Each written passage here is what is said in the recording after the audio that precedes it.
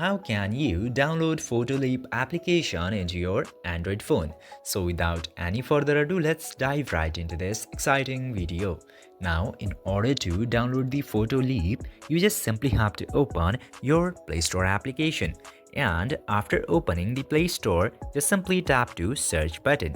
And after tapping to search, simply go over the search tab and then type Photoleap and search it.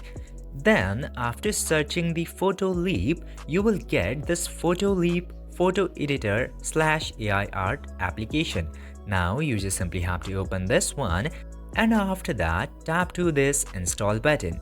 And after tapping to the install button, you can very easily download Photoleap photo editor or AI art application, and this way you can do it. I hope this video was informative for you. If yes, don't forget to like, share and subscribe to the channel to never miss another update. Thank you for watching this video.